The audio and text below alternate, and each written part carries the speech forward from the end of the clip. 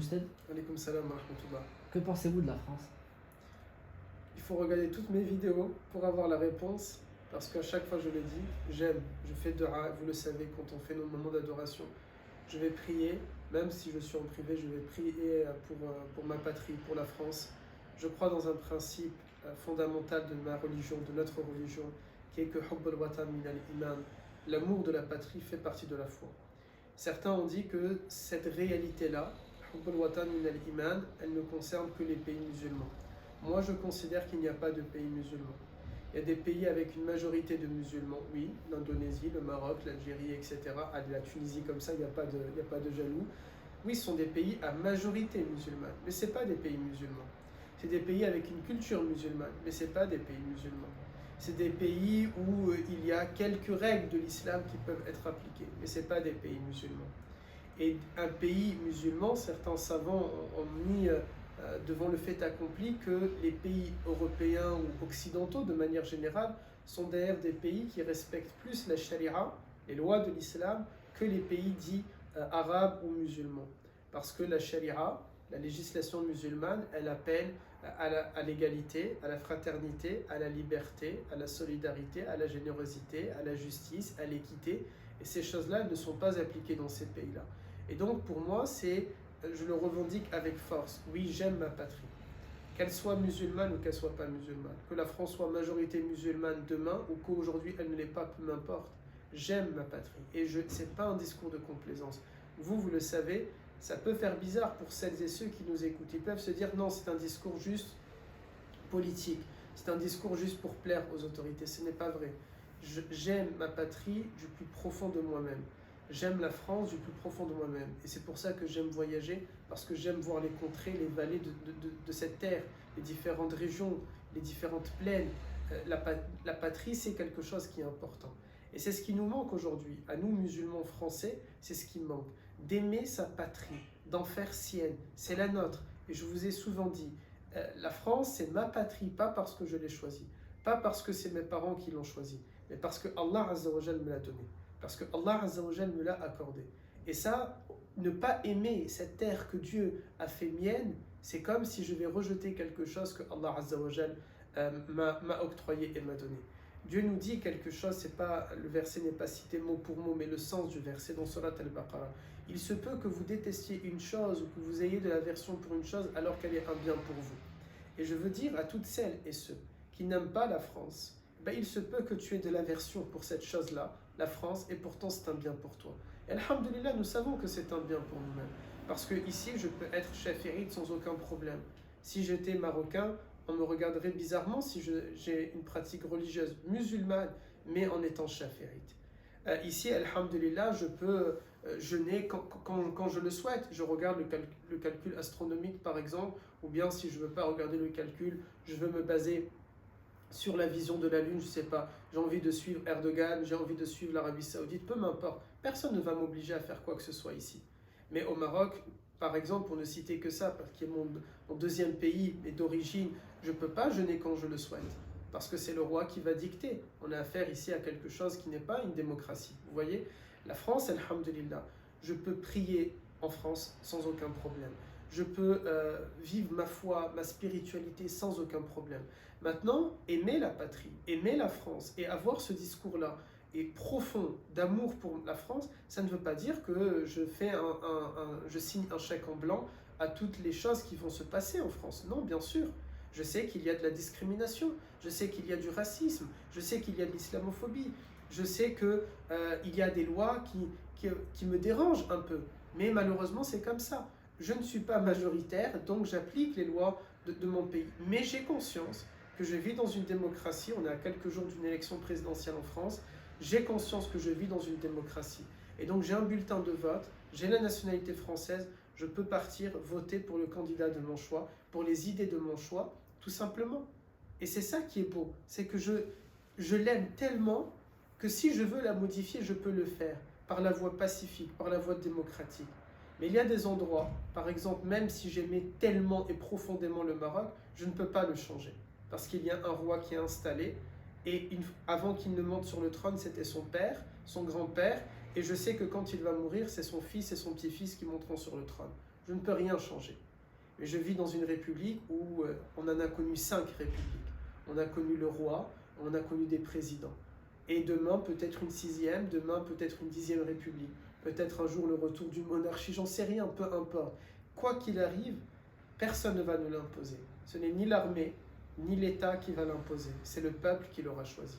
Et c'est pour ça que je l'aime. Parce qu'Allah Azza wa Jalla nous l'a donné, parce que je m'y sens libre, parce que je peux pratiquer ma foi, parce que aussi, c'est ceux qui nous vendent le principe, ça fait peut-être un peu long pour la vidéo, mais tant pis, ceux qui nous vendent le principe de la hijra, partir dans une terre de l'islam, ils n'ont rien compris. Le prophète, alayhi salatu salam, lorsqu'il a envoyé un groupe d'élèves, un groupe de compagnons en Abyssinie, en Éthiopie, ils sont restés sur place. Et puis le prophète va fonder un État musulman pour le coup. Là, c'est un vrai État musulman, à Médine, avec des lois d'Allah Azza wa Jalla. Eh bien, les musulmans qui étaient en Abyssinie ne sont pas rentrés, ils n'ont pas dit on va partir vivre dans un pays musulman. Ils sont restés en Abyssinie, qui était une terre chrétienne, qui est l'équivalent aujourd'hui du Vatican, qui était dirigée par des prêtres, qui était dirigée par des évêques, par le Négus. Donc on voit ici la preuve. Lorsque le prophète va quitter Mecca également, et qu'il va fonder cet État-là que je suis en train de vous dire à Médine, cette société musulmane, eh bien il va quand même penser toujours à Mecca. Il va tourner son visage vers Mecca. Pendant un moment, la prière, notre Qibla, c'était à Jérusalem, mais le prophète se tournait constamment vers Mecca, alors même que Mecca l'a fait galérer pendant plus de 10 ans, alors même que Mecca lui a fait subir des tortures, qu'elle a tué ses compagnons, qu'elle l'a empêché de pratiquer sa religion, qu'elle lui a interdit de réciter le Coran en public. Malgré ça, il tourne son visage vers Mecca. Et Dieu nous dit dans Surat Al-Baqarah, on t'a vu tourner ton visage, chercher avec ton visage, avec ton regard Mecca. Jusqu'à ce que Allah Azza wa Jal va lui faire plaisir et va changer la Qibla vers Mecca, et on se prosterne jusqu'à maintenant 5 fois par jour dans cette direction, et plus, je l'espère, plus si vous faites plus que les 5 prières obligatoires. On sait que le prophète alayhi salatu salam également, lorsqu'il va partir, il y a des vidéos sur la playlist La Sira du prophète, un épisode où je raconte quand le prophète va partir à Taïf pour chercher, parce qu'il perd le soutien de Abu Talib, son oncle, il va chercher une autre ville où fonder l'islam. Il ne choisit pas une ville qui est totalement opposée radicalement aux antipodes de Mecca. Il choisit une ville qui ressemble à Mecca, la ville de Taïf. C'était une ville qui avait beaucoup de relations commerciales avec Mecca, qui avait beaucoup d'échanges culturels avec Mecca, où les gens de Mecca avaient l'habitude d'avoir des maisons secondaires à Taïf. Donc il a aimé Mecca, malgré qu'il était obligé à un moment donné de partir parce qu'il risque la mort. Malgré ça, il choisit une ville qui a des liens forts et qui ressemble étroitement à cette ville-là, qui est différente de sa pensée, de sa philosophie, de sa foi. Donc on voit bien qu'il n'était pas en train de dire « Mecca c'est une cité non musulmane, allez salam, je m'en vais ». Non, Mecca d'hier pour le prophète, c'est peut-être la France d'aujourd'hui. Et pourtant, si mon bien-aimé prophète alayhi salam a aimé Mecca parce qu'il a considéré c'est ma terre, c'est ma ville, c'est ma patrie, je dis de la même manière. Et il n'y a aucune honte à aimer profondément la France, qu'elle soit musulmane ou qu'elle ne soit pas musulmane, qu'elle soit religieuse ou qu'elle ne soit pas religieuse. Et pas avec l'intention je l'aime parce qu'un jour elle sera musulmane, pas du tout. Je l'aime qu'elle soit religieuse ou qu'elle ne soit pas religieuse. Des terres ch'tis jusqu'aux terres occitanes. De la Bretagne et Normandie, comme ça j'ai pas de problème entre les Bretons et les Normands, jusqu'en passant de l'autre côté avec l'Alsace et la Lorraine. Du Pays Basque en passant par la Corse et l'outre-mer également. La France, c'est ma patrie parce qu'Allah Azza wa Jal me l'a donné.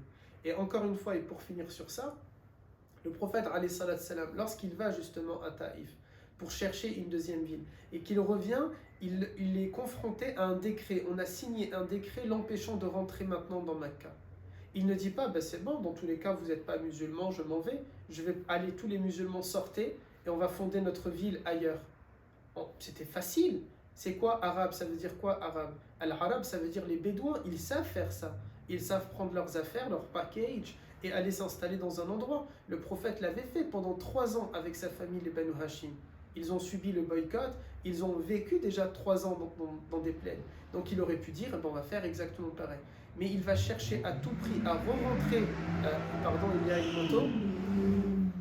Il va chercher à tout prix à re-rentrer dans Mecca et il va demander à ses élèves, il va écrire une lettre et il va chercher quémander auprès de 3 dirigeants qurayshites qui ne sont pas musulmans permettez-moi s'il vous plaît de rentrer, accordez-moi la protection pour que je rentre. On voit que le prophète, again and again, encore et encore, il a cherché à rentrer dans Mecca.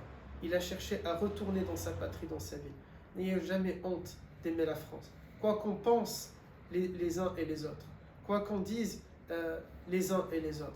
La France, c'est la terre qu'Allah Azza wa Jal vous a donnée. Vous pouvez l'aimer, vous devez l'aimer, parce qu'encore une fois, hubbul watan min al-iman. L'amour de la patrie, ça fait partie de la foi. Et l'amour de la patrie, pour finir encore une dernière fois, l'amour de la patrie, ça ne veut pas dire un chèque en blanc. Oui, il y a des choses à modifier, oui, il y a des choses à changer. Mais nous avons, alhamdulillah, une voie démocratique pour le faire, si nous voulons le faire. Ou bien, laissez tomber les élections et la voie démocratique, remontez vos manches et allez changer les choses à changer. Tout simplement. Faites-le. Parce que lorsqu'Allah Azza wa Jal nous a créés, il nous a donné la mission de l'khilafa. Al-khilafa, ça implique deux choses, nous disent nos savants. C'est d'abord al-ibad, l'adoration, et c'est al-taklif, le développement de la terre. Quand je vis en France, je dois l'aimer et je dois contribuer à sa vie démocratique, à sa vie politique, à sa vie économique, à sa vie sociale, à sa vie citoyenne, à sa vie entrepreneuriale, etc. Je dois être actif dans cette société-là. Voilà. Mais j'aurais pu parler pendant longtemps, je crois d'ailleurs c'est la vidéo la plus longue de Qui sommes-nous ?